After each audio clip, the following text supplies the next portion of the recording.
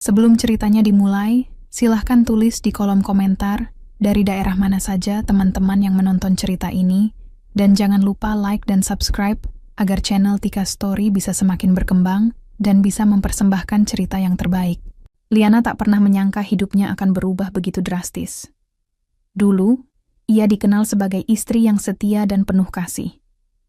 Ia mengabdikan dirinya sepenuhnya kepada suaminya, Dani, seorang pria yang awalnya terlihat penuh cinta dan tanggung jawab. Rumah tangga mereka dikenal harmonis, tanpa celah, dan selalu tampak bahagia di mata orang-orang. Liana bukan wanita bergelimang harta, tetapi ia memiliki hati yang tulus dan sabar.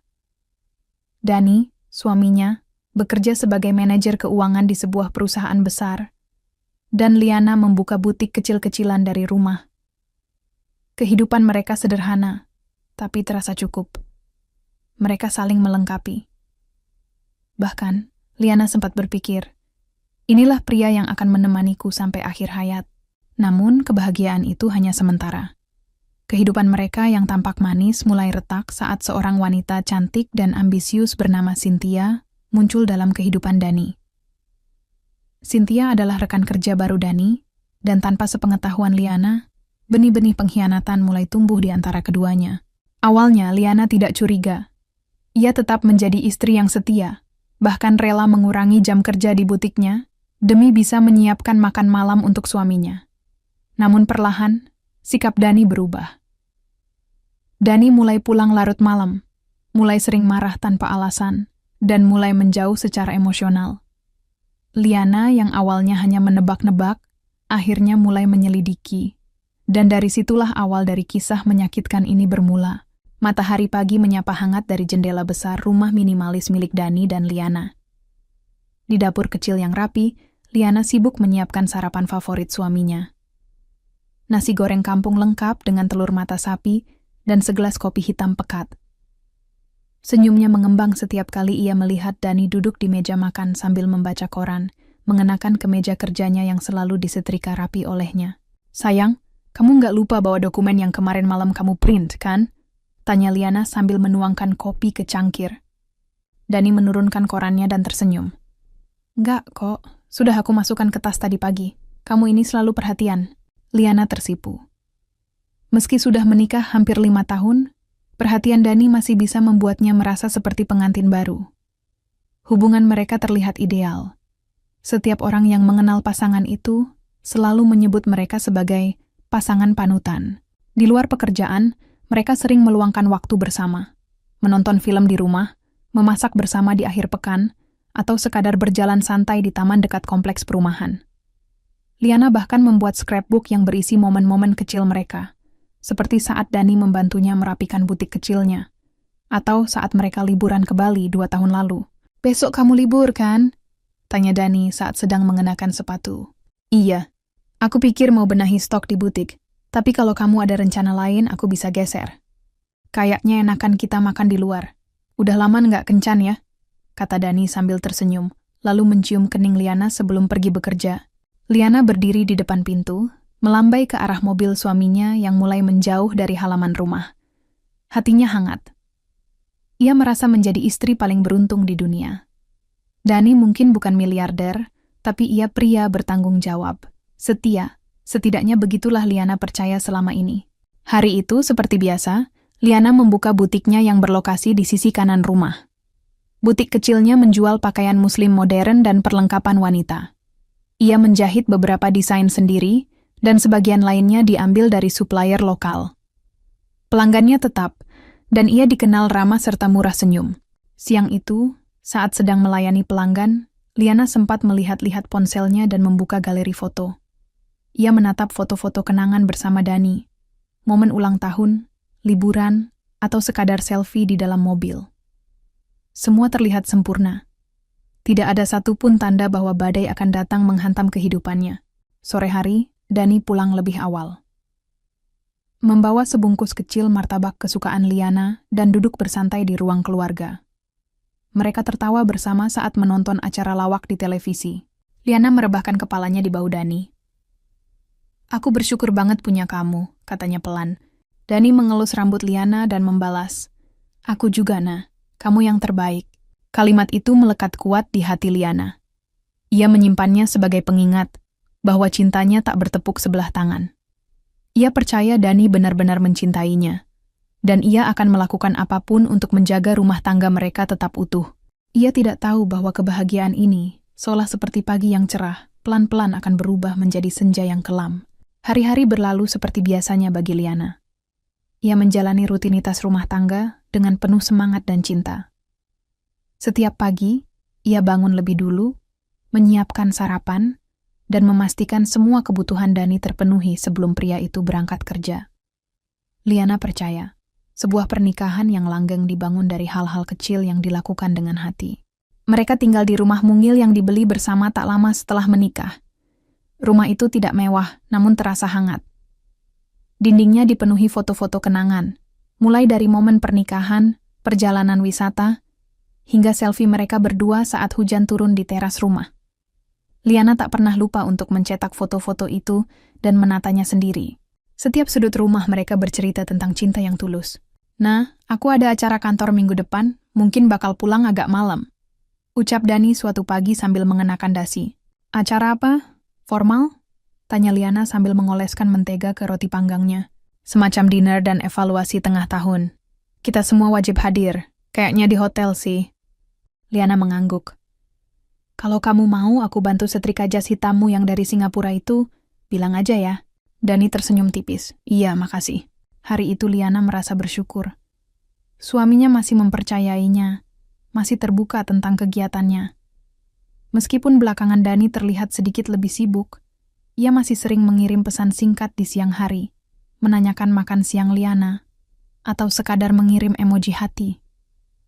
Dan ketika pulang, Dani masih suka membawa buah tangan kecil, entah roti, minuman favorit Liana, atau bahkan mainan lucu untuk kucing peliharaan mereka. Tapi perlahan, meski sangat halus, sesuatu mulai berubah.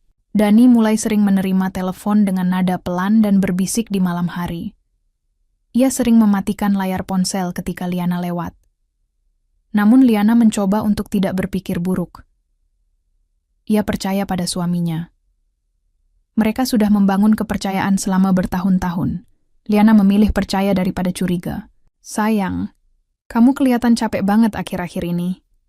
Kerjaan lagi berat ya?" tanya Liana sambil memijat bau Dani suatu malam. Dani hanya mengangguk, tidak menjawab panjang. "Iya, sedikit. Banyak revisi laporan. Kalau kamu mau, aku bisa bantu cek-cek data dasar. Aku kan dulu juga pernah kerja di bagian laporan keuangan, kamu tahu itu." Dani tersenyum tipis, lalu mencium tangan Liana. "Nggak usah, Nah. Aku bisa handle. Kamu fokus aja di butikmu." Perlahan, Dani menjadi lebih pendiam. Ia tidak lagi bercanda sepanjang perjalanan ke minimarket seperti dulu. Tidak lagi bertanya, mau beli cemilan apa, dengan senyum cerah di wajahnya. Tapi Liana tetap berusaha memahami. Ia menyangka, mungkin Dani benar-benar kelelahan karena beban kerja. Meski begitu, Liana tak tinggal diam.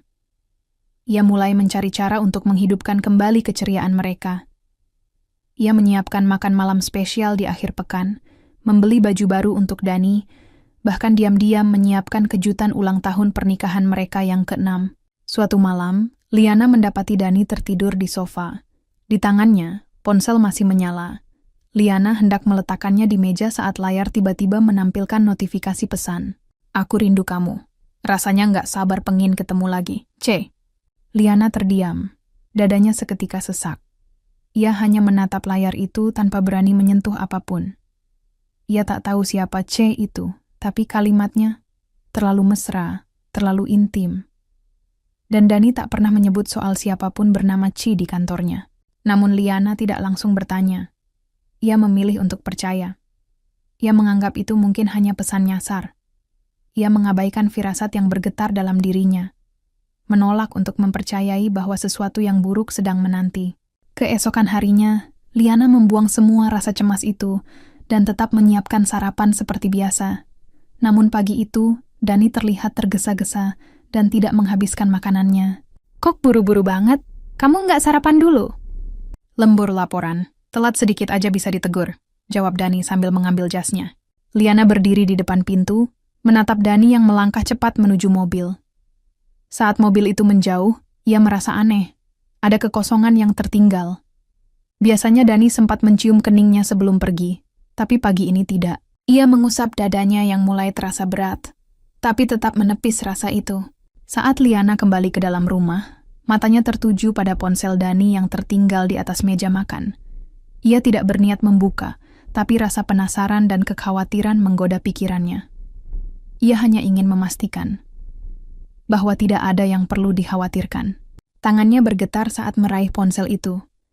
Ia tidak tahu bahwa keputusan itu akan mengubah seluruh hidupnya. Namun sebelum ia sempat membuka kunci layar, Dani kembali masuk tergesa-gesa ke dalam rumah. Hampir aja, untung belum jauh, katanya sambil mengambil ponselnya dari tangan Liana. Maaf, aku cuma mau pindahin ke meja TV, takut jatuh, ucap Liana cepat-cepat. Dani hanya tersenyum kecil. Makasih, aku pergi dulu ya. Dan lagi-lagi Dani pergi tanpa mencium keningnya. Hari itu, Liana membuka butik seperti biasa.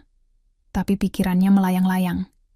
Ia mulai memutar ulang semua interaksi beberapa bulan terakhir. Perubahan-perubahan kecil yang kini terasa sangat mencolok. Dani yang sering keluar kota, Dani yang mulai sulit diajak ngobrol, Dani yang ponselnya selalu dalam mode senyap, dan kini pesan dari seseorang yang hanya ditandai huruf C. Sore itu, setelah butik tutup, Liana duduk sendiri di ruang tamu. Kucing peliharaan mereka, Meka, duduk di pangkuannya. Liana menatap kosong ke layar televisi yang menyala tanpa suara. Ia mulai bertanya dalam hati, apa aku sudah kehilangan Dani tanpa menyadarinya? Apa selama ini aku terlalu sibuk mencintai hingga lupa bertanya, apakah aku masih dicintai? Dalam diam, air mata mulai jatuh di pipinya. Tapi Liana segera menghapusnya. Ia belum menyerah. Ia tidak akan menyerah tanpa memperjuangkan rumah tangganya terlebih dahulu. Ia masih percaya bahwa cinta bisa diselamatkan, atau setidaknya itulah yang ia harap. Malam itu hujan turun deras, dan langit seperti menggambarkan suasana hati Liana, suram, berat, dan kelabu. Ia duduk di tepi ranjang, menatap ponselnya dengan tangan yang gemetar. Dani belum pulang. Sudah pukul 11 malam, dan pesan yang ia kirim sejak sore hanya dibaca tanpa dibalas. Pikirannya tidak bisa tenang. Sudah beberapa hari Dani pulang larut malam dengan alasan lembur. Tapi Liana merasakan sesuatu yang berbeda. Hatinya, yang selama ini menjadi tempat berlabuh kepercayaan, mulai goyah. Ada sesuatu yang tidak biasa. Sesuatu yang disembunyikan. Ia kembali teringat pesan aneh dari seseorang bernama C di ponsel Dani. Entah kenapa bayangan huruf itu terus menghantuinya. Aku rindu kamu. Pesan sederhana, namun cukup untuk merobohkan keyakinan yang sudah ia bangun bertahun-tahun. Keesokan paginya, Liana menyiapkan sarapan seperti biasa. Namun Dani bahkan tidak menyentuh makanannya. Ia hanya menyeduh kopi dan langsung berpamitan, bahkan tanpa mencium kening Liana seperti dulu. Sayang, Liana akhirnya bersuara sebelum Dani membuka pintu. Kamu yakin gak apa-apa? Akhir-akhir ini kamu kelihatan lain. Dani menoleh, matanya seperti menyimpan sesuatu yang tak ingin ia ungkapkan. Aku cuma capek, nah, beban kerja lagi tinggi. Kamu yakin cuma karena kerja? Tanya Liana pelan. Dani menunduk sebentar. Iya, jangan pikir yang aneh-aneh ya. Liana tersenyum kecil. Ia ingin percaya, tapi hatinya berkata lain. Hari itu, setelah butik tutup, Liana memutuskan menemui teman lamanya yang bekerja di kantor pajak, Clara. Mereka bertemu di sebuah kafe kecil di sudut kota. Setelah bertukar kabar sebentar, Liana akhirnya mengungkapkan keresahannya. Clara, aku tahu ini mungkin aneh, tapi kamu bisa bantu aku cari tahu aktivitas keuangan Dani nggak? Clara menatap Liana dengan tatapan prihatin. Ada apa, Nah? Suami kamu? Aku nggak tahu, tapi aku curiga dia menyembunyikan sesuatu.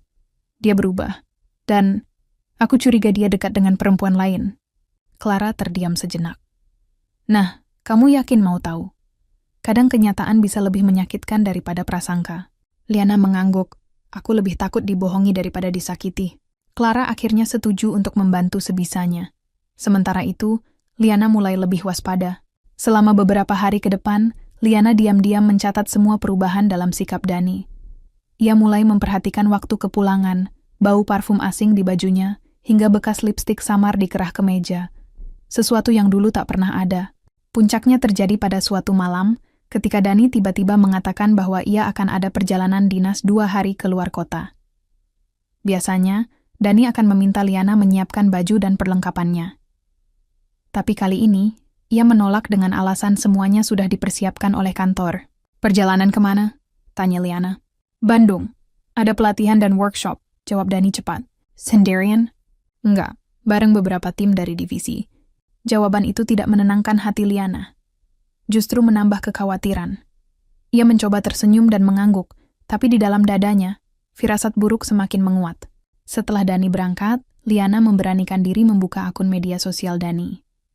Dani memang tidak terlalu aktif, tapi Liana ingat bahwa suaminya punya akun Instagram yang jarang ia sentuh. Ia membuka daftar following Dani.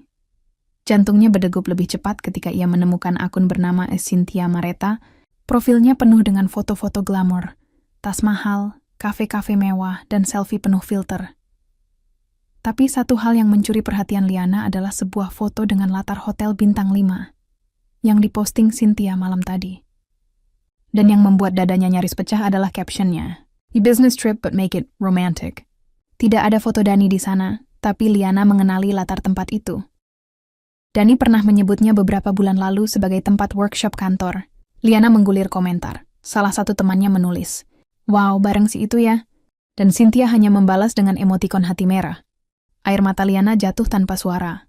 Jantungnya seperti dicabik-cabik, ia tahu sekarang. Prasangkanya bukan sekadar ketakutan. Kecurigaannya bukan tanpa dasar.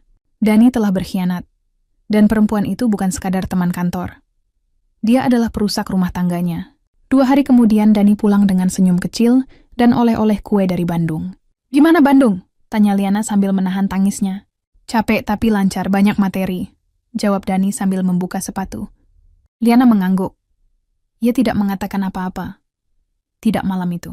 Tapi di dalam hatinya, perang mulai berkobar. Ia tahu, ia harus memutuskan langkah. Dan langkah itu akan menentukan apakah ia akan terus menjadi korban atau berdiri dan bertarung. Dalam keheningan malam, Liana menatap langit yang penuh bintang. Tapi hatinya mendung. Ia menggenggam ponselnya erat, membuka kembali profil Cynthia, lalu memutar semua kenangan dengan Dani dalam kepalanya. Bukan tentang tidak mampu melepaskan, tapi karena ia pernah sangat mencintai. Namun kini cinta itu sedang diuji oleh luka, dan luka itu mulai mengubah segalanya. Langit sore tampak muram, seakan menyimpan duka yang sama seperti yang menggelayuti hati Liana. Setelah hari-hari penuh curiga, sakit, dan diam, malam ini Liana sudah tidak bisa lagi menahan semua luka itu sendirian. Ia sudah menyusun potongan demi potongan bukti yang kini menjadi tamparan nyata atas pengkhianatan Dani. Setelah Dani tertidur, Liana duduk di ruang tamu sambil menatap layar laptopnya. Ia membuka satu persatu file foto tangkapan layar, data lokasi, transaksi kartu kredit, hingga beberapa unggahan Cynthia yang telah ia arsipkan. Semua menunjukkan satu arah. Dani memang berselingkuh, tapi yang lebih menyakitkan dari perselingkuhan itu adalah kebohongan yang berlangsung berbulan-bulan. Dani menatap matanya setiap hari, mencium keningnya setiap pagi, dan tetap mengatakan, "Aku cinta kamu." Padahal ia telah membagi cintanya dengan perempuan lain. Esok paginya, Liana memutuskan untuk tidak lagi berpura-pura. Saat Dani duduk di meja makan, ia menyodorkan sebuah map kecil. "Bisa kamu buka ini?" Dani mengerutkan dahi, lalu membuka map tersebut. Di dalamnya, ada foto Dani dan Cynthia yang terlihat sedang masuk ke hotel yang sama. Jelas-jelas itu bukan momen kerja. Ada juga catatan transaksi makan malam romantis di restoran mahal. Bukan tempat workshop, dan bukan bagian dari rapat kantor seperti yang Dani sering katakan. Dani menegang. "Kamu ngikutin aku?" "Aku nggak perlu ngikutin kamu, Dani," jawab Liana dengan suara tenang namun tajam. "Kamu yang terlalu ceroboh untuk menyembunyikan jejak." Dani meletakkan map itu ke meja, wajahnya mulai memerah. "Ini semua salah paham." "Jangan bilang itu, Dani. Jangan rendahkan aku dengan kebohongan lagi. Aku sudah tahu semua, dan aku tahu siapa Cynthia." Dani menunduk, lalu mengangkat kepalanya dan membalas tajam. "Kalau aku memang selingkuh, lalu kenapa? Aku capek sama kamu. Hidup kita monoton. Kamu terlalu sibuk ngurus butik dan rumah. Aku butuh seseorang yang bisa bikin aku merasa hidup." Ucapan itu seperti pisau tajam menusuk ulu hati Liana. Napasnya tercekat, tetapi ia tetap menegakkan kepala. Jadi semua ini salahku. Salahku karena setia. Karena mencintaimu tanpa syarat. Karena kamu membosankan. Dani membentak. Cynthia membuat aku merasa diinginkan lagi. Dia tahu cara memanjakan aku. Dia cantik. Dia ambisius. Bukan cuman ibu rumah tangga yang sibuk ngerjain orderan di rumah. Liana memejamkan mata. Tak ada air mata, hanya keheningan yang menggetarkan. Ia membuka mulut, tetapi yang keluar hanya desahan pelan. Luka itu terlalu dalam. Aku ingin cerai, kata Dani, seakan tak merasa bersalah. Cynthia juga udah gak mau hubungan diam-diam terus. Kita mau hidup baru. Kata-kata itu menjadi palu yang menghancurkan seluruh fondasi cinta mereka. Liana bangkit dari kursinya, menatap pria yang dulu ia cintai setengah mati, dan kini berubah menjadi orang asing. Baik, kita cerai, jawabnya tenang. Kalau itu yang kamu mau. Hari-hari setelah itu menjadi mimpi buruk yang berjalan perlahan. Proses perceraian berlangsung cepat, karena Dani telah menyiapkan semua dokumen sebelumnya. Bahkan harta Gonogini pun tak terlalu menjadi pembahasan. Dani bersikap seolah tak sabar ingin melepaskan ikatan mereka. Liana pindah dari rumah, kembali ke rumah peninggalan almarhum ayahnya. Rumah sederhana, namun kini menjadi tempat yang jauh lebih hangat daripada rumah megah yang kosong tanpa cinta. Di sanalah ia menjalani hari-hari dengan perasaan hancur. Butiknya sempat ia tutup sementara. Ia menghabiskan waktu merenung, menangis, lalu diam. Namun dalam diam itulah ia mulai menyadari sesuatu. Ia tidak akan membiarkan dirinya hancur lebih lama. Liana mulai menata ulang hidupnya. Ia membuka kembali butik, memperbarui desain, dan mulai aktif di media sosial. Berkat bantuan seorang pelanggan setia yang juga influencer lokal, butiknya kembali ramai. Bahkan ia mendapat tawaran kerja sama dari perusahaan tekstil besar untuk memproduksi koleksi terbatasnya. Tak lama kemudian, hidup mempertemukannya dengan seseorang bernama Arga. Pertemuan itu terjadi saat Liana mengikuti seminar UMKM di sebuah hotel bintang 5. Ia terlambat datang dan saat hendak duduk, ia tidak sengaja menabrak seorang pria tinggi berjas abu-abu yang sedang bicara di telepon. Oh, maaf saya, Liana panik. Pria itu tersenyum hangat. Tidak apa-apa. Kamu baik-baik saja? Liana mengangguk. Pria itu tampan, karismatik, dan wibawanya terpancar, bahkan dari cara dia berdiri. Beberapa peserta seminar tampak memerhatikannya. Belakangan, Liana baru tahu pria itu adalah Arga Prasetya, salah satu pembicara utama seminar tersebut, dan CEO dari PT Astra Damara Group, sebuah holding company raksasa yang memiliki puluhan anak perusahaan di bidang manufaktur, fashion, hingga teknologi. Sejak saat itu, komunikasi mereka terjalin. Arga yang tenang, bijak, dan penuh perhatian sangat berbeda dari Dani. Ia tak pernah meremehkan pekerjaan Liana, bahkan mendukung setiap langkah kecil yang Liana buat. Perlahan, luka di hati Liana mulai mengering. 2 bulan kemudian mereka resmi berpacaran. Liana tidak tahu bahwa Arga menyembunyikan satu hal penting. Ia telah mengetahui masa lalu Liana. Melalui tim riset perusahaannya, Arga tahu siapa Dani dan Cynthia. Lebih dari itu, ia tahu bahwa Dani dan Cynthia bekerja di anak perusahaan miliknya, PT Griadaya. Namun Arga tidak mengatakan apa-apa. Ia hanya menunggu waktu yang tepat. Ia ingin Liana menyembuhkan dirinya dulu. Lalu baru dunia yang akan tahu siapa sebenarnya yang layak dihormati, dan siapa yang pantas dipermalukan. Dan pada hari ulang tahun Liana yang ke-31, Arga melamarnya di depan seluruh keluarga dan sahabat. Dengan mata berkaca-kaca, Liana mengangguk. Saya nggak sempurna, Arga. Saya punya masa lalu yang pahit. Arga menggenggam tangannya. Masa lalu kamu bukan aib, nah. Itu jalanmu untuk sampai ke sini. Dan mulai hari ini, aku akan lindungi kamu. Tidak akan ada yang menyakitimu lagi. Pagi itu, Liana duduk di balkon rumah barunya yang kini ia tinggali bersama Arga, menghirup udara segar sambil menyesap teh hangat. Ia tidak pernah menyangka bisa merasa tenang seperti ini lagi. Kehidupan yang dulu retak kini perlahan disatukan kembali oleh sosok suaminya yang baru, Arga Prasetya. Arga, pria yang awalnya ia kenal sebagai pengusaha sukses dan pembicara seminar, telah menjadi cahaya baru dalam hidupnya. Namun, di balik kelembutan dan senyumnya, Arga menyimpan satu tekad. membalas semua luka yang pernah Liana terima. Ia tahu bahwa luka batin tidak bisa selalu disembuhkan dengan waktu, terkadang butuh keadilan untuk menyempurnakan penyembuhan itu. Suatu malam setelah makan malam yang sederhana, Arga memandangi Liana yang sedang membereskan meja. "Nah," panggilnya lembut, "aku ingin bicara." Liana duduk di depannya menatap serius. "Ada apa, Mas?" "Aku ingin kamu cerita semuanya. Tentang Dani, Cynthia, dan semua yang pernah mereka lakukan padamu." Liana menghela napas panjang.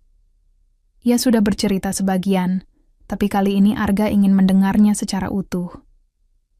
Tanpa menyela, Arga mendengarkan dengan seksama ketika Liana menjelaskan bagaimana Dani mulai berubah, betapa ia merasa kecil di rumah sendiri, hingga saat Dani mengatakan dirinya membosankan dan tak lagi diinginkan. Ketika cerita itu selesai, Arga menggenggam tangan istrinya erat. "Luka kamu bukan hanya karena kehilangan seseorang, tapi karena dikhianati dan dihina. Dan mereka tidak pernah meminta maaf." Liana tersenyum pahit. "Tapi apa gunanya, Mas? Semua sudah berlalu. Aku sudah bahagia sekarang. Tapi aku tidak akan diam saja. Kamu istriku sekarang. Dan aku tidak akan biarkan orang yang pernah melukai kamu hidup tenang dengan kejahatannya." Arga adalah pria yang sistematis. Dalam sepekan setelah obrolan itu, ia menghubungi bagian Human Resources di anak perusahaannya, PT Griadaya, perusahaan tempat Dani bekerja sebagai kepala pemasaran, dan Cynthia sebagai staf kreatif di divisi yang sama. "Selidiki Dani Lesmana dan Cynthia Nirmala," ucap Arga pada sekretaris kepercayaannya, Yani. "Tanpa membuat mereka tahu, aku ingin semua catatan mereka, proyek, laporan, keterlibatan vendor, absensi, semuanya." Yani tahu betul jika CEO sudah bicara seperti itu, maka ini bukan perkara biasa. Dalam 2 minggu, data yang diminta terkumpul di mejanya. Hasilnya mengejutkan, tapi tidak mengherankan bagi Arga. Ternyata selama beberapa bulan terakhir, Dani telah memanipulasi laporan keuangan dalam berbagai proyek promosi. Ia menggandakan nominal kerja sama dengan vendor bayangan, yang, setelah ditelusuri, ternyata dikelola oleh kakak Cynthia. Dana dari perusahaan mengalir keluar dengan modus kerja sama fiktif. Selain itu, ada laporan tentang absensi ganda.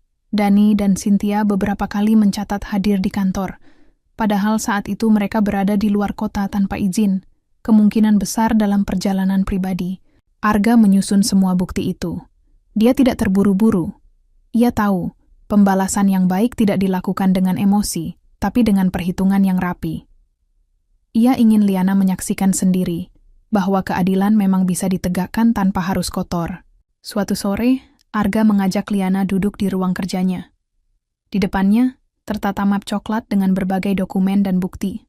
"Ini semua hasil penyelidikan internal," kata Arga. "Dani dan Cynthia sudah bukan sekadar berselingkuh, mereka juga mencuri dari perusahaan. Dan karena mereka kerja di bawah holdingku, aku punya wewenang penuh untuk menindaklanjuti ini." Liana tertegun, dadanya sesak. Ia tidak menyangka bahwa kesalahan Dani dan Cynthia sebesar ini. "Lalu Mas mau apa?" tanyanya pelan. "Aku ingin kamu lihat ini semua. Dan aku ingin kamu yang menentukan, apakah kita hanya membiarkan atau bertindak." "Mas, aku takut dendam ini justru bikin kita nggak tenang." "Bukan dendam, Nah. Ini keadilan. Kita tidak membalas dengan cara kejam. Kita hanya membongkar kebenaran yang mereka tutupi." Arga mengusap rambut Liana dengan lembut. "Dan kamu tahu, aku ingin mereka tahu bahwa perempuan yang mereka hina kini adalah pemimpin mereka." Liana mengerutkan kening. "Maksudnya, aku akan angkat kamu jadi CEO di PT Griadaya. Posisi sebelumnya kosong sejak 2 bulan lalu. Kamu punya kapasitas, Nah, dan kamu punya hak untuk menegakkan harga dirimu." Liana menggeleng gugup. "Aku bukan orang korporat, Mas." "Dan itu yang membuat kamu berbeda. Kamu punya empati, dan kamu pernah ada di titik terendah. Kamu tidak akan memimpin dengan kesombongan, tapi dengan kekuatan dari rasa sakit yang sudah kamu lalui." Liana terdiam cukup lama. Dalam hati, pertempuran berkecamuk. Ia tidak ingin terperangkap dalam dendam, tapi ia juga tahu bahwa ini adalah kesempatan untuk membela diri dan membuktikan bahwa ia bukan perempuan yang bisa dihina begitu saja. "Aku butuh waktu untuk berpikir," ujarnya akhirnya. Arga mengangguk. Ambil waktu sebanyak yang kamu perlu. Tapi satu hal yang pasti, kamu tidak akan sendirian. Malam itu, Liana duduk lama di ruang tamu, menatap kosong keluar jendela. Ia memikirkan semua yang telah terjadi. Pernikahan yang hancur, rasa malu yang pernah ia telan, air mata yang ia simpan di balik senyuman. Dani dan Cynthia tak hanya merebut suaminya, tapi juga harga dirinya. Dan sekarang, Tuhan memberinya peluang untuk berdiri sebagai wanita yang lebih kuat. Bukan untuk membalas dengan kebencian, tapi untuk menunjukkan bahwa kebenaran akhirnya menang. Esok pagi, Liana masuk ke ruang kerja Arga dengan langkah mantap. "Aku siap," katanya. "Angkat aku jadi CEO. Dan biarkan aku yang membacakan hasil penyelidikan itu langsung di hadapan mereka." Arga tersenyum tipis, bangga. "Itu istri aku." Liana tahu, jalan di depannya tidak akan mudah. Tapi ia siap. Ini bukan hanya tentang balas dendam. Ini adalah tentang keadilan, dan tentang menunjukkan pada dunia bahwa wanita yang dihina bisa bangkit dan berdiri lebih tinggi dari sebelumnya. Kantor pusat PT Griadaya tampak seperti biasa pagi itu.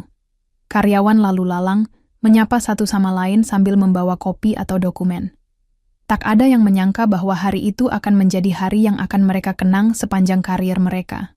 Dani Lesmana duduk di ruangannya dengan santai, memainkan ponsel sambil sesekali memeriksa kalender rapat yang kosong. Sudah beberapa minggu ini ia merasa posisi kerjanya aman-aman saja, apalagi ia tahu bahwa atasannya di kantor pusat sedang mencari pengganti CEO yang telah pensiun. Dalam pikirannya, mungkin suatu hari nanti dirinya bisa dipromosikan. Toh, dia sudah membawa cukup banyak proyek besar, meskipun tidak semua dikerjakan dengan cara bersih. Cynthia masuk ke ruangannya, duduk di kursi tamu dengan senyum menggoda. "Hari ini kamu mau makan siang di mana, Mas?" Dani mengangkat alis. "Tergantung kamu sih, sayang. Tapi kalau bisa jangan jauh-jauh dari kantor, siapa tahu atasan dadakan datang."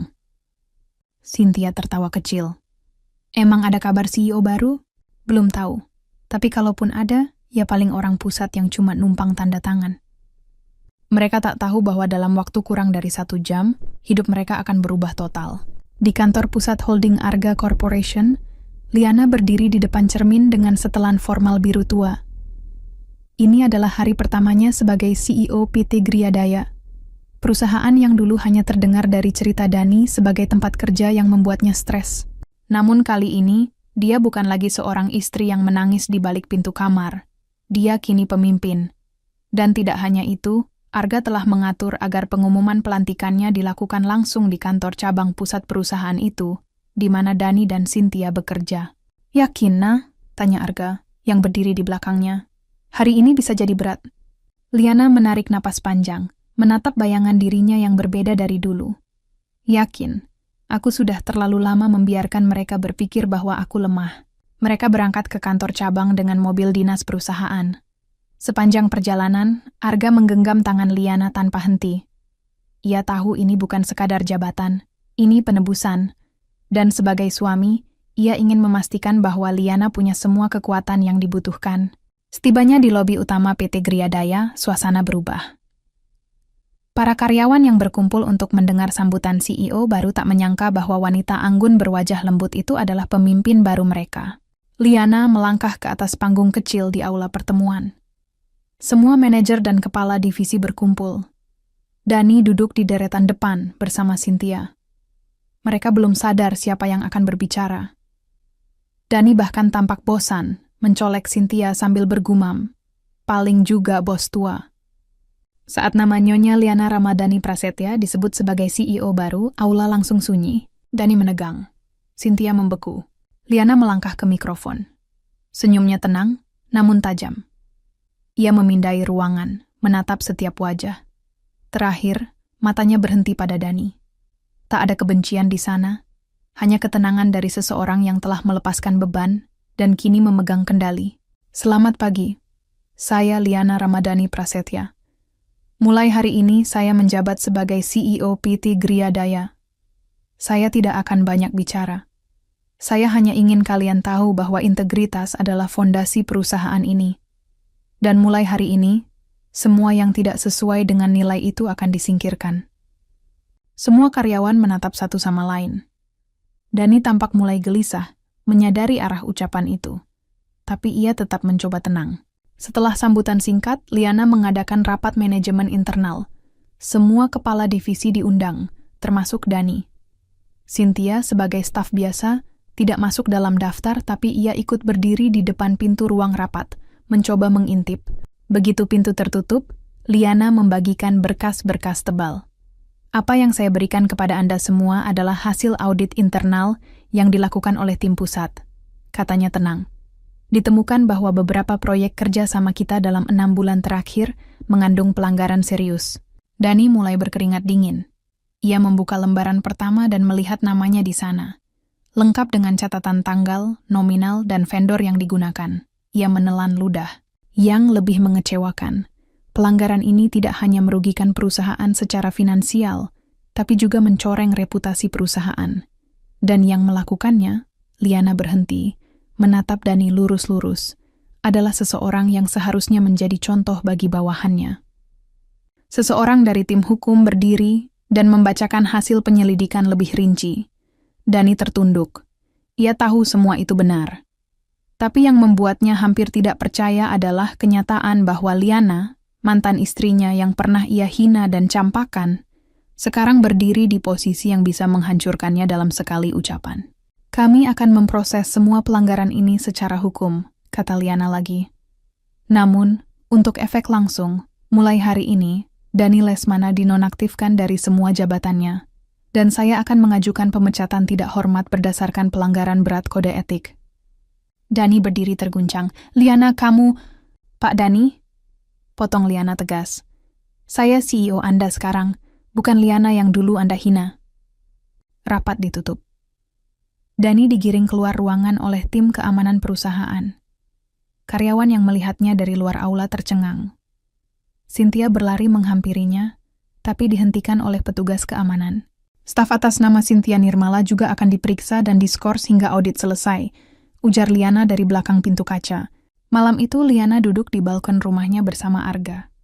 Udara dingin, tapi perasaannya hangat. Aku takut, Mas. Apa aku terlalu kejam? Bisiknya. Arga menggenggam tangannya. Kamu tidak kejam. Kamu adil. Dan dunia perlu lebih banyak orang seperti kamu. Liana mengangguk pelan. Dalam dirinya masih ada luka. Tapi hari ini ia tahu. Dia sudah tidak lemah lagi. Dan besok, keadilan akan terus ditegakkan.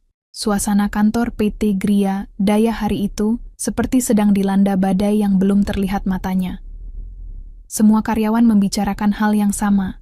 Pemecatan mendadak Dani Lesmana oleh CEO baru yang ternyata adalah mantan istrinya sendiri. Bisik-bisik, spekulasi, dan bisikan tanya menyebar lebih cepat dari notulensi resmi rapat manajemen. Di ruang HRD, Cynthia duduk sambil menggigit bibir bawahnya. Matanya sembab, rambutnya acak-acakan. Kenapa dia bisa jadi CEO? Kenapa enggak ada yang tahu? Bisiknya sendiri. Karena dia cerdas, sahut seseorang dari belakang. Cynthia menoleh dan mendapati salah satu kepala divisi yang dikenal netral selama ini. Dan mungkin Tuhan masih adil. Pukul 11 siang, seluruh karyawan kantor pusat PT Gria Daya dikumpulkan di aula utama untuk pengumuman khusus dari CEO baru. Aula itu penuh sesak. Lebih dari 100 karyawan hadir, sebagian berdiri karena tempat duduk tak cukup. Liana berdiri di tengah panggung kecil dengan setelan krem berpotongan tegas. Wajahnya anggun, tidak menunjukkan sedikit pun dendam atau amarah, hanya wibawa dari seorang pemimpin sejati. Terima kasih sudah meluangkan waktu, buka Liana dengan tenang. Hari ini adalah hari penting, bukan hanya bagi saya tapi juga bagi perusahaan ini. Semua mata tertuju padanya. Sejak menjabat sebagai CEO, saya telah menerima laporan dari tim audit pusat mengenai berbagai penyimpangan, salah satunya yang melibatkan pejabat tinggi perusahaan, Dani Lesmana. Suasana langsung gaduh, bisik-bisik muncul seperti gelombang. Namun saya rasa tidak cukup jika keadilan hanya ditegakkan secara administratif. Kalian semua berhak tahu bagaimana seseorang yang dulu kalian hormati ternyata mencuri kepercayaan perusahaan ini. Pintu aula terbuka, 2 petugas keamanan masuk, menggiring Dani yang sudah tidak mengenakan jas kerjanya, hanya kemeja lusuh dengan wajah muram. Ia tampak seperti bayangan dari dirinya yang dulu. Ini aib, bisik seorang staf ke temannya. Tapi, memuaskan juga. Liana melanjutkan. Pak Dani telah melakukan manipulasi data anggaran, menerima suap dari mitra proyek, dan menyalahgunakan fasilitas perusahaan untuk hubungan pribadi dengan salah satu staf, Cynthia Nirmala. Cynthia, yang berdiri di barisan belakang, langsung menutup mulutnya. Wajahnya merah padam. Semua mata menoleh ke arahnya. Seluruh bukti telah dikumpulkan. Terdapat rekaman transaksi, transfer dana mencurigakan, serta komunikasi yang tidak etis antara keduanya. Liana membuka laptop dan menghubungkannya ke layar proyektor. Tampak tangkapan layar percakapan antara Dani dan Cynthia, obrolan intim, hingga pesan soal pembagian keuntungan proyek fiktif. Aula itu seperti membeku. Cynthia mencoba melangkah mundur, namun tim keamanan sudah bersiap menggiringnya keluar. Kalian pikir aku perempuan lemah, ya? Liana kini menatap langsung ke arah Dani dan Cynthia. Kalian hina aku, kalian rendahkan perasaanku, tapi sekarang, kalian tahu bahwa orang yang kalian anggap tak berguna bisa menghancurkan karier kalian dalam 1 hari.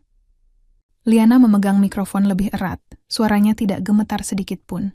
Mulai hari ini, Dani Lesmana dan Cynthia Nirmala resmi diberhentikan secara tidak hormat dari PT Griadaya. Tidak hanya itu, kami juga akan membawa perkara ini ke ranah hukum dan segala kerugian yang ditimbulkan akan dituntut ganti rugi. Tepuk tangan menggema dari beberapa bagian ruangan. Beberapa karyawan yang dulu dibentak Dani secara semena-mena kini tersenyum puas. Dani menunduk dalam-dalam, wajahnya pucat. Ia tidak pernah membayangkan bahwa Liana, wanita yang dulu ia buang seperti sampah, kini menjadi orang yang menjatuhkan palu hukuman atas dirinya. Setelah rapat umum selesai, Arga menunggu Liana di ruang CEO. Ia membawa setangkai mawar putih dan segelas kopi kesukaan Liana. Sudah selesai? Tanyanya lembut. Liana hanya tersenyum kecil dan mengangguk. Ia menjatuhkan tubuhnya ke sofa. Ada kelegaan, namun juga sedikit sesak. Ia bukan wanita berhati dingin. Ia hanya ingin keadilan. Aku tidak bahagia melihat mereka hancur, Mas. Tapi aku merasa lega. Akhirnya mereka tahu bagaimana rasanya dipermalukan di depan umum seperti yang dulu mereka lakukan padaku. Ucap Liana pelan. Arga duduk di sampingnya dan menariknya ke pelukannya. Kamu sudah melalui banyak hal, dan kamu tidak membalas dengan dendam murahan. Kamu memberikan pelajaran paling elegan yang bisa diberikan oleh seorang wanita kuat. Apakah aku kejam, Mas? Bisiknya. Tidak, sayang. Kamu kuat. Kamu berdiri atas luka yang mereka buat dan mengubahnya menjadi kekuatan. Dan hari ini, kamu bukan hanya menyelamatkan harga dirimu sendiri, tapi juga perusahaan ini. Sementara itu, di rumah kontrakan kecil di pinggiran kota, Dani duduk dengan tangan menutupi wajah. Berita pemecatan dirinya telah viral di media sosial, terutama setelah bocoran email internal tersebar ke beberapa media ekonomi. Tak hanya reputasi, seluruh aset pribadinya pun tengah dibekukan. Arga, melalui jalur hukum dan hubungan di bank, telah memulai proses audit total terhadap kekayaan Dani yang diperoleh selama menjadi pejabat perusahaan. Cynthia berjalan mondar-mandir di ruang sempit, menangis keras. Kita mau makan apa sekarang, Dani? Uang kita cuma cukup buat sebulan. Dani tak menjawab. Ia hanya menatap kosong pada dinding yang tak berbicara. Ia baru menyadari satu hal. Ketika ia memilih meninggalkan Liana demi nafsu dan kesombongan, ia juga melepaskan satu-satunya hal yang tulus dalam hidupnya. Dan kini, hidupnya tinggal sisa-sisa reruntuhan pilihan yang ia buat sendiri. Beberapa hari setelah kejadian di aula utama, suasana kantor PT Griadaya perlahan berubah. Tidak ada lagi tekanan batin dari atasan yang semena-mena. Tak ada lagi desas-desus tentang kedekatan tak wajar antara pimpinan dan staf yang menguntungkan pribadi. Karyawan mulai merasa aman dan dihargai. Di ruang kerjanya, Liana menatap keluar jendela gedung lantai 20, memandang langit Jakarta yang cerah. Namun pikirannya masih dipenuhi sisa-sisa pertempuran batin yang belum benar-benar reda. Ketukan lembut di pintu membuyarkan lamunannya. Mesuk, ucap Liana. Arga melangkah masuk, membawakan sepiring roti panggang dan segelas teh hangat. Ia tahu, sejak kejadian besar itu, istrinya belum benar-benar bisa tidur nyenyak. Bukan karena rasa bersalah, tapi karena beban emosional yang tersisa. Lagi-lagi nggak makan siang ya? Tanya Arga sambil duduk di depan Liana. Tatapannya penuh perhatian. Liana tersenyum lemah. Nafsu makanku belum sepenuhnya balik, Mas. Aku pikir setelah semua ini selesai, aku bakal lega. Tapi rasanya malah kosong. Arga mengangguk, menatap istrinya dengan penuh empati. Karena kamu bukan orang jahat, Liana. Kamu cuma ingin memperjuangkan harga dirimu yang sempat diinjak. Dan kamu sudah melakukannya dengan elegan. Tapi rasa sakit yang dulu nggak bisa sembuh secepat itu. Liana menatap Arga. Aku masih belum percaya kamu adalah bos besar di balik semua ini. Dulu aku kira kamu cuma pengusaha restoran santai yang kebetulan baik hati. Arga tersenyum kecil. Aku memang pengusaha restoran, yang kebetulan juga punya holding company di berbagai bidang. Tapi saat pertama kali kita ketemu, aku nggak tertarik menunjukkan siapa aku. Aku tertarik padamu, Liana. Sosok perempuan yang meski hancur, masih bisa tersenyum sopan ke pelayan resto, dan tetap sabar ketika kopi datang terlambat. Liana tersenyum malu. Dan aku tahu, aku nggak akan membiarkanmu terluka lagi. Lanjut Arga.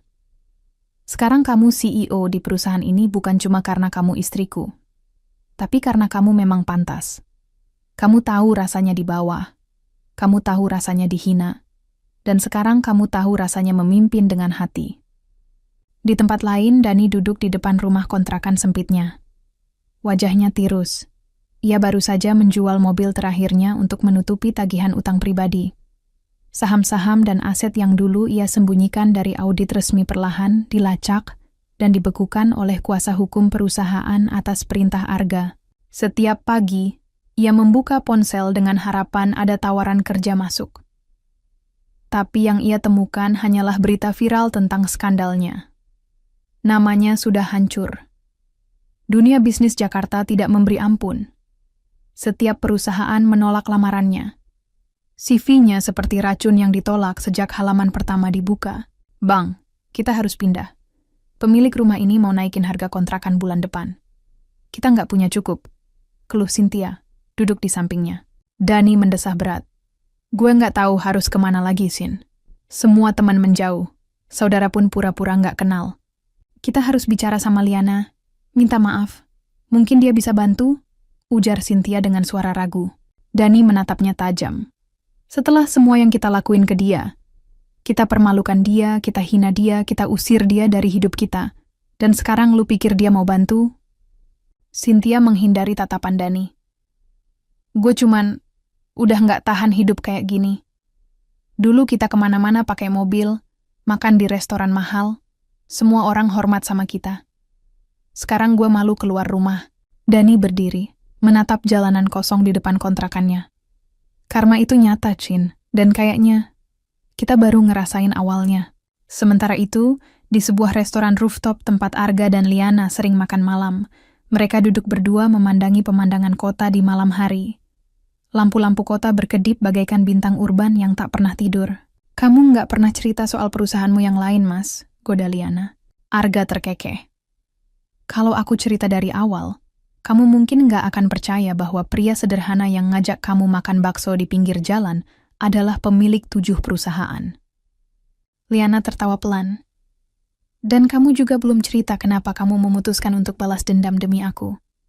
Wajah Arga menjadi serius. Ia menatap mata istrinya. Karena kamu istri yang luar biasa. Kamu pernah percaya pada orang yang salah. Tapi kamu nggak pernah membiarkan luka itu membuatmu jahat. Kamu disakiti, tapi kamu tetap memaafkan. Kamu dihina, tapi kamu nggak membalas dengan kebencian. Arga menggenggam tangan Liana. Aku ingin kamu tahu, Li, bahwa kamu berharga. Sangat berharga. Dan aku ingin dunia tahu bahwa wanita sepertimu tidak pantas disia-siakan. Aku balas mereka bukan cuma untuk kamu, tapi juga sebagai peringatan untuk semua pria di luar sana. Jangan pernah meremehkan perempuan baik. Air mata Liana menetes pelan. Bukan karena sedih, tapi karena untuk pertama kalinya setelah sekian lama, hatinya merasa utuh. Aku sayang kamu, Mas, bisiknya.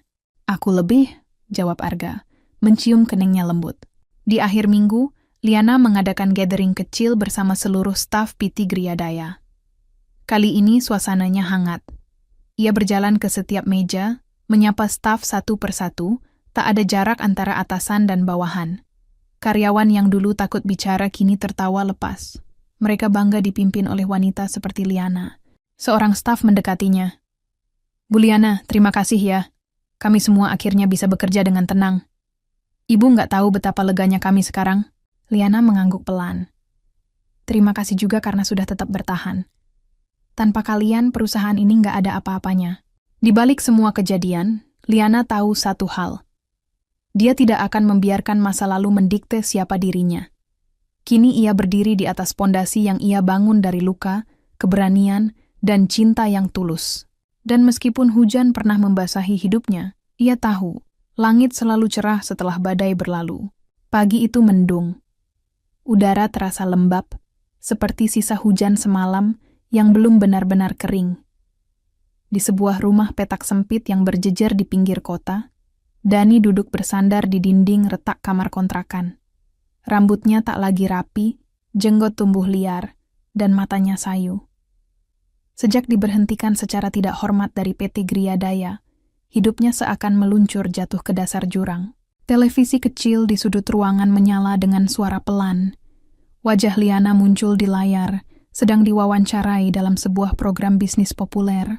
CEO muda dengan pendekatan kepemimpinan empatik ini berhasil menyelamatkan PT Griadaya dari kehancuran manajemen sebelumnya.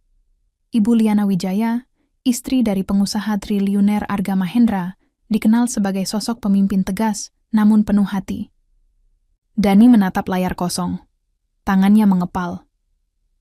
Bukan karena marah pada Liana, tapi pada dirinya sendiri. Pada kebodohannya yang pernah membuang wanita sebaik itu demi perempuan seperti Cynthia. Kau lihat dia?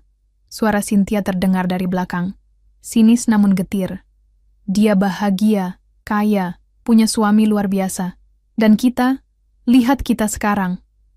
Dani tak menjawab. Ia menunduk, menahan rasa perih yang menggerogoti hatinya tiap hari. Gue nyesel, Sin. Gue bener-bener nyesel. Cynthia tertawa miris. Lu baru sadar sekarang? Keheningan menyelimuti ruangan. Suara anak tetangga yang menangis dari luar terasa lebih hidup daripada dua manusia dewasa, yang kini hanya tinggal bayang-bayang kesuksesan masa lalu. Cynthia berjalan ke dapur kecil, mengaduk sebungkus mie instan, satu-satunya yang bisa mereka beli hari itu. Aku capek, Dani, katanya pelan. Aku nggak tahan hidup kayak gini terus. Setiap kali aku keluar, orang-orang bisik-bisik. Anak-anak tetangga ngatain aku pelakor. Aku bahkan nggak bisa beli pembalut tanpa harus ngutang ke warung. Dani mengusap wajahnya dengan kasar. Aku mau cari kerja lagi. Di mana? Nama kamu tercemar. Semua perusahaan besar blacklist kamu. Dan aku? Lulusan SMA yang cuma bisa dandan dan manja. Cynthia mendengus. Kita nggak punya apa-apa lagi, Dan. Setelah makan siang yang hambar itu, Dani duduk di meja kayu tua, membuka berkas-berkas lamaran kerja yang sudah ditolak berkali-kali. Ia ingat hari ketika ia membuang Liana tanpa perasaan. Bagaimana ia menandatangani surat cerai dengan arogan. Dan bagaimana ia mengangkat dagu Cynthia di hadapan wanita yang pernah mencintainya tulus. Saat itu ia merasa menang. Kini, kekalahan itu membekas dalam setiap napasnya. Di kantor pusat Griadaya, suasana kantor terus bergerak ke arah yang positif. Proyek-proyek baru diluncurkan, etos kerja meningkat, dan nama perusahaan semakin baik di mata publik. Namun, di tengah segala keberhasilan itu, Liana duduk termenung di ruangan CEO-nya. Ia melihat email masuk dari bagian HR. Subjek: pengajuan surat permintaan maaf dari mantan karyawan, Dani Ramadan and Cynthia Prameswari. Isi email itu ringkas. Terdapat surat yang mereka kirim langsung ke kantor pusat, bukan via hukum, bukan via perantara. Mereka meminta maaf, tidak hanya atas kesalahan dalam pekerjaan, tapi juga atas kesalahan personal kepada Liana. Liana membuka dokumen terlampir. Tulisan tangan Dani di kertas yang difoto tampak goyah, namun tulus. Liana, aku tidak meminta pengampunan, tapi aku memohon agar kamu tahu bahwa aku menyesal. Setiap malam aku dihantui oleh wajahmu yang menangis saat aku mengusirmu. Aku telah menyia-nyiakan permata demi batu. Kini aku sadar, namun semuanya sudah terlambat. Jika masih ada sedikit ruang di hatimu untuk belas kasih, izinkan aku hanya menyampaikan permintaan maaf ini. Aku hancur, dan mungkin memang layak. Mata Liana berkaca-kaca. Ia memegang dadanya yang terasa berat. Ingatannya kembali ke masa-masa penuh luka. Dihina, diselingkuhi, diusir dari rumah, dituduh tidak cukup sebagai istri. Tapi bukan rasa dendam yang kembali. Hanya luka lama yang kini telah sembuh, menyisakan bekas yang tak bisa dihapus. Tak lama, Arga masuk ke ruangannya. Ia melihat istrinya termenung dan langsung duduk di sampingnya. Surat dari mereka? Tanyanya lembut. Liana mengangguk. Mereka meminta maaf, Mas. Arga menatapnya lekat-lekat. Kamu nggak perlu jawab sekarang. Tapi kamu punya hak untuk memilih. Mau memaafkan, atau tetap membiarkan mereka belajar dari kesalahan mereka. Liana menghela napas panjang. Aku nggak tahu. Aku nggak mau balas dendam lagi, Mas. Tapi aku juga nggak mau mereka pikir semua bisa begitu saja dimaafkan. Arga menggenggam tangan istrinya. Dunia ini memang kejam. Tapi kamu, Li, kamu nggak boleh kehilangan hatimu yang lembut. 2 hari kemudian, Dani dan Cynthia berdiri di depan gedung kantor Griadaya. Dengan pakaian seadanya, wajah lesu, dan rasa malu yang nyaris melumpuhkan keberanian. Mereka tahu mereka bisa diusir, tapi mereka tak punya pilihan lain. Ketika mereka hendak masuk ke lobi, Satpam mencegah mereka. Tapi tak lama, seseorang dari dalam, sekretaris pribadi Liana, datang menghampiri. Ibu Liana akan menemui kalian, 1 kali, di ruangan konferensi. Hanya 10 menit, ucapnya dingin. Cynthia menunduk, gemetar. Dani menelan ludah, lalu mengangguk pelan. Di dalam ruang konferensi yang megah, Liana sudah duduk. Berwibawa, anggun, namun tenang. Dani dan Cynthia melangkah pelan, seperti 2 anak sekolah yang hendak dihukum. Silakan duduk, ucap Liana datar.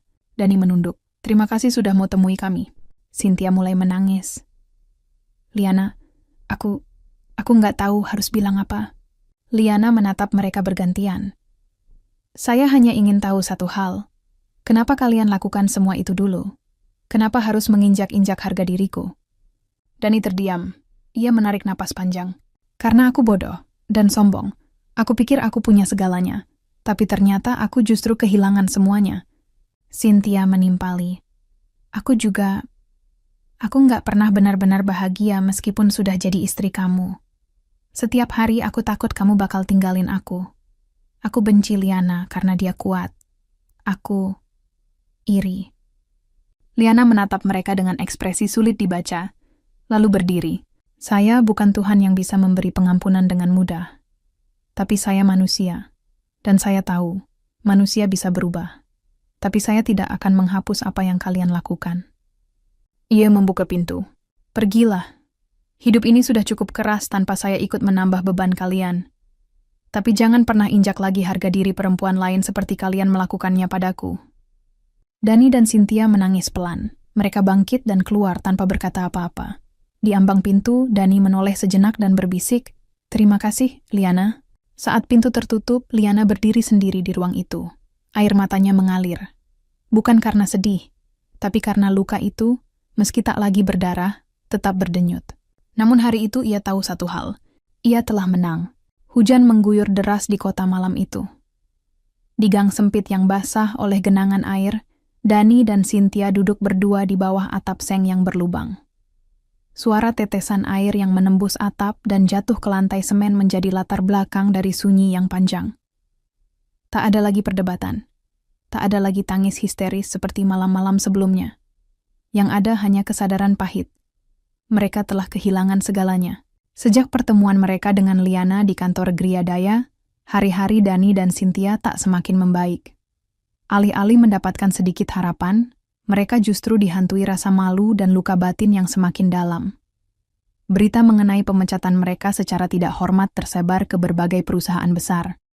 Beberapa portal media bahkan mengangkat kasus mereka sebagai contoh manajemen karyawan yang gagal karena skandal internal. Di warung depan kontrakan mereka, wajah Dani dan Cynthia jadi bahan pembicaraan sehari-hari. Anak-anak kecil mengejek Cynthia sebagai ibu pelakor, sementara tetangga menatap mereka dengan jijik atau sinis, seolah keberadaan mereka mencemari lingkungan. "Sin," kata Dani pelan, memecah keheningan. "Aku ditolak lagi hari ini, padahal cuma jadi satpam." Cynthia tidak menjawab. Ia duduk memeluk lutut, mengenakan jaket bekas yang sudah berbulu, matanya kosong. Orang itu bilang, "Oh, kamu Dani Ramadan ya, yang dipecat karena selingkuh dan manipulasi laporan keuangan.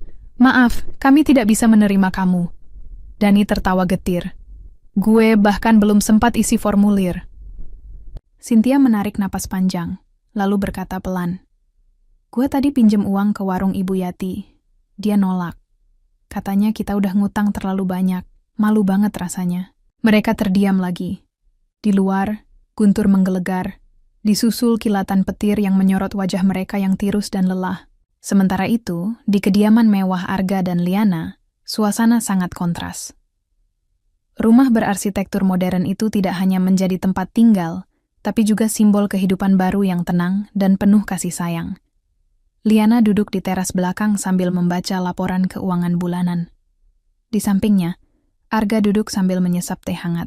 "Mas," ujar Liana sambil menutup laptop. "Aku mau tanya sesuatu." "Kalau kamu dulu tahu aku pernah jadi istri dari Dani, kamu masih akan menikahi aku?" Arga menoleh, lalu tersenyum kecil. "Aku menikahi kamu bukan karena masa lalu kamu, tapi karena siapa kamu hari ini." Liana menunduk, tersenyum malu. "Aku masih nggak nyangka, hidup bisa berubah secepat ini. Dulu aku nggak punya apa-apa.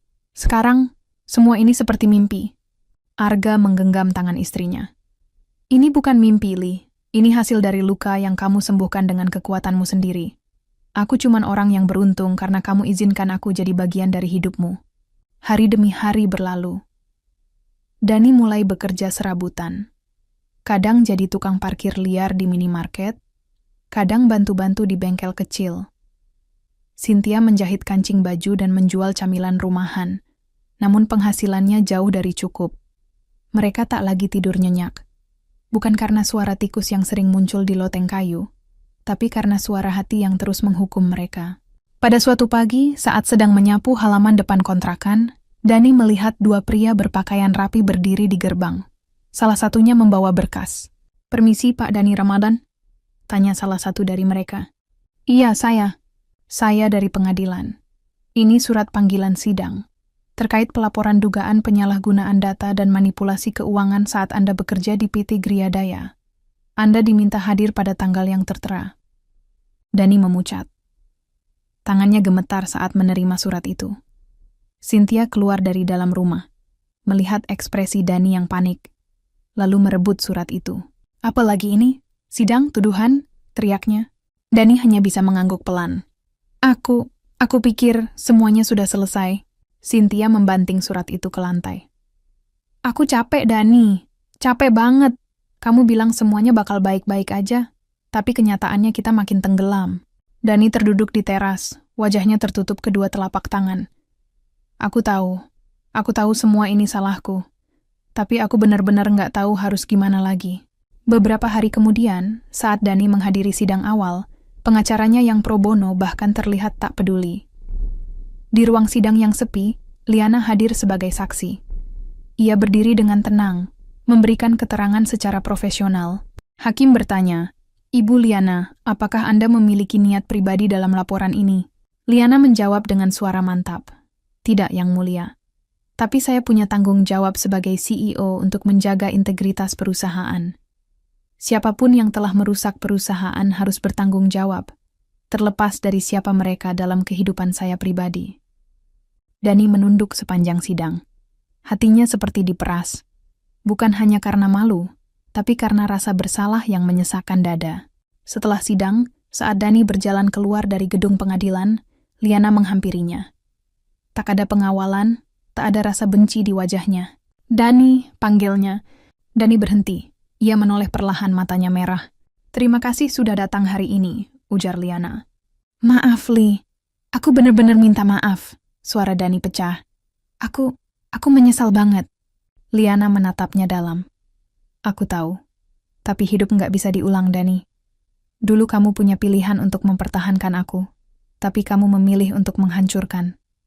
Dan hari ini, kamu harus menanggung akibat dari pilihan itu." Dani menunduk. "Aku cuma ingin kamu tahu. Aku berharap kamu bahagia." Liana tersenyum kecil. "Aku sudah bahagia, Dani. Dan aku harap kamu juga suatu hari nanti bisa belajar dari semua ini. Sementara itu, Cynthia kembali ke kontrakan sendirian.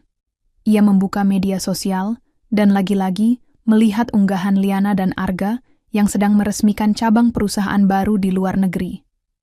Di foto itu, Liana terlihat elegan, memimpin upacara pemotongan pita, dikelilingi puluhan staf dan direksi. Cynthia memandangi layar ponsel itu lama, sebelum akhirnya mematikan layar dan memeluk dirinya sendiri. Tak ada lagi iri, hanya sisa luka yang tak bisa disembunyikan.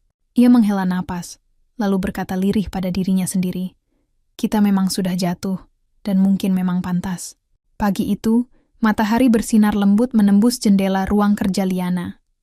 Ia duduk di balik meja kayu besar, membolak-balik laporan dari divisi keuangan. Suasana kantor Gria Daya perlahan mulai tenang kembali setelah badai skandal dan pemecatan. Para karyawan tampak kembali percaya diri, tak lagi dibayangi suasana kerja yang penuh bisik-bisik dan intrik. Namun di antara ketenangan itu, satu surat yang diletakkan oleh sekretaris di atas mejanya menarik perhatian. Surat berwarna coklat muda, tanpa amplop resmi perusahaan. Liana membuka dan membaca perlahan. Mohon kepada Liana Ramadhani. Aku tahu aku tak pantas menulis surat ini padamu. Aku bahkan tak pantas menyebut namamu lagi setelah apa yang aku lakukan. Tapi aku ingin kamu tahu, aku benar-benar menyesal. Bukan hanya karena aku kehilangan segalanya, tapi karena aku telah menyia-nyiakan satu-satunya orang yang pernah benar-benar mencintaiku dengan tulus. Dulu, aku buta. Aku pikir kehidupan yang lebih menantang dan wanita yang lebih agresif akan membuatku bahagia. Tapi ternyata yang kudapat hanyalah kehancuran. Cynthia, dia pun kini pergi. Kami bertengkar hebat, dan dia meninggalkanku tanpa kabar. Sekarang aku benar-benar sendiri, Liana. Dan di kesendirian ini, aku sadar bahwa kebahagiaan sejati itu tidak datang dari hal-hal megah atau godaan sesaat, tapi dari ketulusan hati seseorang, sesuatu yang dulu kamu berikan sepenuhnya padaku. Aku tidak menulis surat ini untuk minta kembali. Aku tidak layak. Aku hanya ingin memohon maaf. Jika Tuhan dan hatimu mengizinkan, maafkan aku. Dani, Liana menutup surat itu perlahan. Pandangannya mengabur oleh air mata yang tak ia sadari jatuh. Bukan karena cinta yang masih ada, tidak. Tapi karena luka lama yang kini resmi tertutup, dengan kata-kata jujur yang datang terlambat. Beberapa hari kemudian, Liana menghadiri acara amal yang diadakan oleh salah satu unit perusahaan. Di sela-sela acara, ia melihat sosok laki-laki berkaus lusuh berdiri jauh di seberang taman. Tubuhnya lebih kurus, rambutnya tak lagi rapi, dan matanya tampak kosong. Itu Dani. Ia berdiri di sana, tak berniat mendekat. Seperti seseorang yang hanya ingin memastikan bahwa wanita yang dulu ia hancurkan kini benar-benar telah bahagia. Arga yang mendampingi Liana hari itu menyadari pandangan istrinya. Ia mengikuti arah tatapan Liana, lalu mendesah pelan. Dia lagi, Liana mengangguk pelan. Dia kirim surat beberapa hari lalu, minta maaf. Katanya Cynthia udah ninggalin dia. Arga menatap istrinya dalam. Dan kamu masih marah? Liana menoleh, tersenyum lirih. Enggak, Mas. Aku udah enggak marah. Dendam itu udah lunas. Sekarang aku cuma kasihan. Arga menggenggam tangan Liana. Kalau kamu mau, kita bisa bantu dia. Pekerjaan ringan mungkin, di cabang yang jauh dari sini. Liana menggeleng lembut. Enggak perlu, Mas. Aku tahu kamu baik, tapi biarlah dia belajar dari hidup. Aku percaya, kalau dia benar-benar ingin berubah, Tuhan pasti kasih jalan. Sementara itu, Cynthia berada di sebuah desa kecil di pinggiran kota, tinggal bersama bibinya. Ia memilih meninggalkan Dani setelah menyadari bahwa pria itu bukanlah sosok seperti yang ia bayangkan. Dani tak bisa memberi kenyamanan, tak bisa bertanggung jawab, dan terlalu larut dalam penyesalan tanpa mau bangkit. Selama berbulan-bulan bersama, pertengkaran mereka terus terjadi. Puncaknya, ketika Cynthia menjual kalung terakhir miliknya untuk membeli makan, Dani justru marah karena merasa direndahkan. Ia menuduh Cynthia tidak lagi percaya pada kemampuan dirinya sebagai laki-laki. Kau sendiri yang membuatku begini, teriak Cynthia kala itu. Kau yang menghancurkan hidup Liana, dan sekarang kau berharap hidupmu akan baik-baik saja? Cynthia pergi keesokan paginya. Tak ada surat, tak ada kabar. Kini, Ia memulai kembali hidup dengan menjual kue basah di pasar pagi. Dengan penghasilan yang kecil, ia tetap berusaha tersenyum. Di hatinya, tersimpan rasa bersalah yang tak akan pernah hilang. Dani, yang akhirnya menyadari bahwa hidup tak akan memberinya kesempatan kedua jika ia terus diam, mulai bekerja sebagai petugas kebersihan di salah satu kantor kecil di pinggiran kota. Setiap pagi ia menyapu, mengepel, dan memungut sampah. Di malam hari, ia membantu di warung pecel lele milik seorang teman lama. Dalam kesibukannya itu, Dani mencoba untuk menebus dirinya sendiri. Ia tahu, penyesalan saja tidak cukup. Ia harus menjadi manusia yang lebih baik, meski tanpa pengampunan dari orang-orang yang dulu ia sakiti. Suatu malam Dani menuliskan catatan kecil di buku hariannya. Hari ini, aku melihat Liana dari jauh. Dia tersenyum bersama suaminya. Aku senang melihat dia bahagia.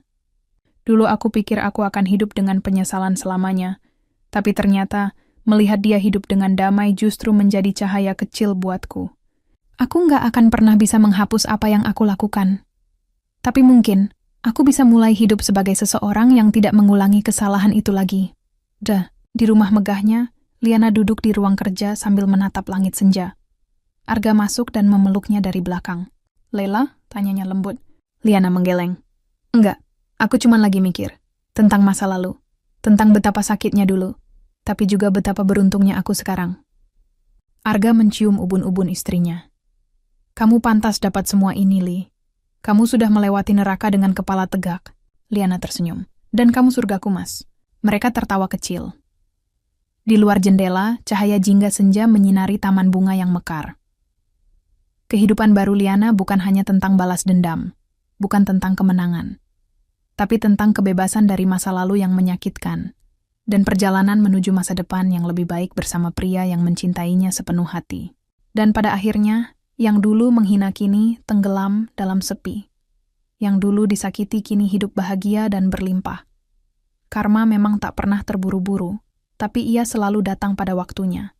2 tahun telah berlalu sejak kejadian besar di perusahaan Gria Daya. Nama Liana Ramadhani kini dikenal sebagai CEO muda yang tangguh, anggun, dan penuh empati. Di berbagai media bisnis, kisah transformasinya dari seorang istri yang tersakiti menjadi pemimpin perusahaan yang sukses dijadikan inspirasi bagi banyak wanita. Liana tidak pernah membanggakan masa lalunya, tapi ia tidak pernah menyembunyikannya. Ia memilih menjadikan luka sebagai bahan bakar semangat, bukan beban dendam. Bersama Arga, suaminya yang luar biasa, mereka mengembangkan beberapa unit bisnis baru. Mereka membangun yayasan untuk perempuan korban kekerasan dan pengkhianatan rumah tangga, membuka pelatihan keterampilan, hingga program beasiswa untuk anak-anak dari keluarga bermasalah. Setiap kali Liana berbicara di seminar atau wawancara, ada satu kalimat yang tak pernah ia lupakan. Bahwa kita tidak bisa mengontrol apa yang orang lakukan pada kita, tapi kita bisa memilih bagaimana cara kita bangkit setelahnya. Sementara itu, Dani hidup sederhana di kota kecil yang jauh dari hiruk-pikuk Jakarta. Ia bekerja sebagai petugas administrasi di koperasi lokal, setelah menyelesaikan pelatihan kerja dari lembaga sosial. Ia menyewa kamar kecil dan hidup pas-pasan, namun tenang. Setiap malam, Dani menulis catatan harian tentang penyesalan, tentang proses, dan tentang betapa berharganya kepercayaan yang pernah ia hancurkan.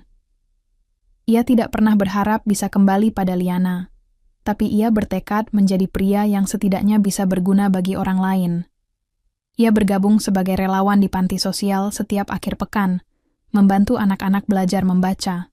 Tak jarang, ia menatap langit sambil tersenyum sendiri. Andai dulu aku tidak bodoh, tapi kalau tidak, mungkin aku tidak akan pernah belajar bagaimana menjadi manusia yang benar-benar hidup. Cynthia, setelah beberapa kali berpindah tempat tinggal, akhirnya menetap di Surabaya. Ia bekerja sebagai perias pengantin keliling, pekerjaan yang dulu ia anggap remeh. Di sana, ia bertemu seorang perempuan tua pemilik warung yang menjadi seperti ibu baginya. Dari wanita itulah, Cynthia belajar makna kesederhanaan dan kerja keras. Di suatu pagi yang cerah, Cynthia duduk di teras rumah kontrakannya, mengamati anak-anak kecil bermain di gang sempit. Ia tersenyum samar, lalu membuka jurnal lamanya. "Tuhan, aku tak minta dikembalikan ke masa lalu, Tapi izinkan aku menebus semua dengan kehidupan yang lebih bermakna dari sekarang ke depan. Dia pun memutuskan untuk melamar menjadi pengajar keterampilan tata rias di program pelatihan yayasan milik Liana, tanpa tahu bahwa yayasan itu adalah milik wanita yang dulu ia sakiti. Ia hanya ingin mengajar, memberi, dan belajar menghargai waktu yang pernah ia sia-siakan. Sore itu, Liana dan Arga berjalan berdua di taman belakang rumah mereka yang penuh bunga matahari. Angin bertiup lembut, membawa aroma wangi dari tanaman melati yang tumbuh di dekat pagar. "Kalau kamu bisa mengulang waktu," tanya Arga, "apa kamu akan memilih tidak menikah dengan Dani?" Liana terdiam sejenak, menatap suaminya lalu tersenyum. "Tidak. Kalau aku tidak menikah dengan Dani, aku mungkin gak akan pernah belajar tentang luka, tentang kecewa, dan tentang bangkit. Aku gak akan pernah tahu betapa berharganya laki-laki sepertimu." Arga menggenggam tangan istrinya lebih erat. "Dan aku bersyukur kamu melewati semua itu, karena sekarang kamu ada di sini, bersamaku." Liana memeluk Arga dengan hangat, menikmati senja yang merunduk perlahan. Dunia mereka kini tak sempurna, tapi penuh dengan makna. Bukan tanpa luka, tapi luka-luka itu telah berubah menjadi kekuatan. Dan jauh di sudut dunia ini, dua orang yang dulu menghancurkan hidupnya kini belajar tentang arti kehilangan, tentang karma yang tak bisa ditolak, dan tentang hidup yang tak bisa dibangun di atas kehancuran orang lain. Kisah ini bukan hanya tentang balas dendam atau pembalasan yang elegan. Ini adalah kisah tentang bagaimana seseorang bisa bangkit setelah disakiti, dan menemukan kebahagiaan baru tanpa harus menenggelamkan diri dalam kebencian. Dalam hidup, kita mungkin akan dikhianati, diremehkan, atau disakiti oleh orang yang pernah kita cintai. Tapi luka itu bukan akhir. Luka adalah awal dari perjalanan untuk menemukan siapa diri kita yang sebenarnya. Dan jika kita memilih untuk tetap menjadi pribadi yang baik, kuat, dan tidak membiarkan dendam meracuni hati, maka semesta akan menyiapkan pelangi setelah badai. Karena yang setia akan diganjar kebahagiaan, dan yang khianat akan belajar dari kesepian. Jangan pernah takut kehilangan orang yang tak menghargaimu. Takdir selalu tahu siapa yang pantas kamu temui setelah itu.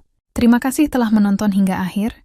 Jika kisah ini menyentuh hatimu, jangan lupa like, tuliskan pendapatmu di kolom komentar dan subscribe, agar kamu tidak ketinggalan cerita inspiratif lainnya.